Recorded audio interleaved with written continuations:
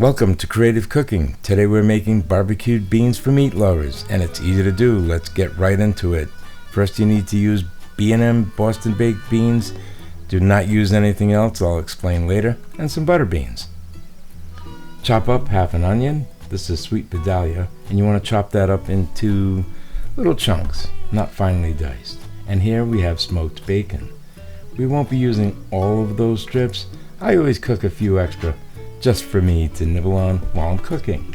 And we have hot dogs. And if you can get natural casing hot dogs, you might want to try using those. Chop them up into little bites. We're making something here where everything needs to be able to fit on a spoon, just like soup. Okay? Do the same thing with the bacon. Just chop that up into little bite-sized pieces. Bacon gives this dish some nice flavor and texture.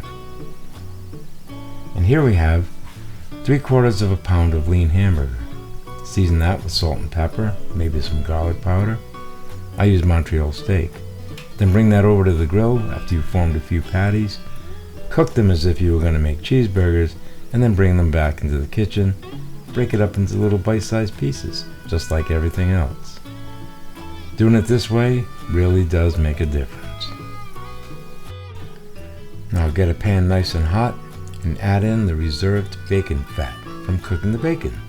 We're going to be using that to saute the onions and also to saute the other ingredients one last time.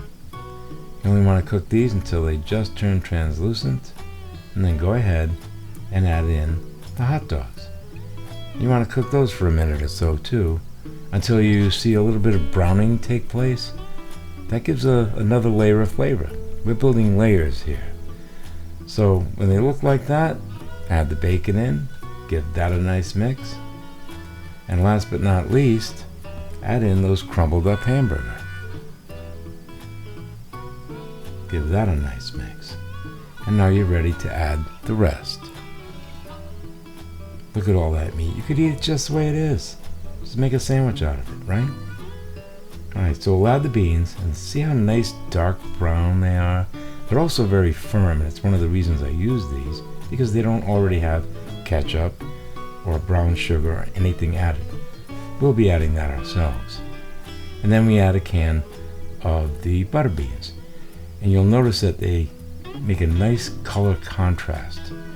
You see what's going on there? Also, they have great texture. And here I'm adding some dark brown sugar, 1 tablespoon, and some pepper. And don't worry, I have all the ingredients listed in the comments section below. Then we'll add some ketchup. And here I'm using a tablespoon. I'm using like heaping tablespoons. We're going to initially put in about 4. That's probably more like 5 or 6 tablespoons, isn't it? I don't usually measure. I'm doing that more for your benefit.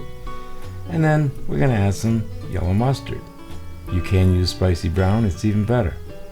And it wouldn't be complete without a few shakes of Worcestershire.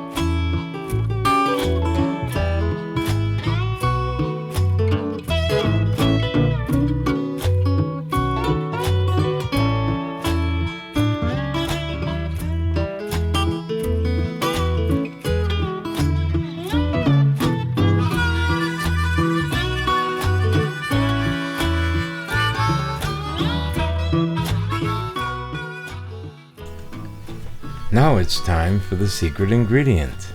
Guess what? Cold butter. That's right. We've turned off the heat And now we're going to melt 2 tablespoons of cold butter and allow it to melt and blend with that sauce that was created. That's the secret ingredient that makes it taste so good, and I'm glad I could share it with you today. Oh, and one more thing. This tastes great with bread and butter. Anyway, that's it.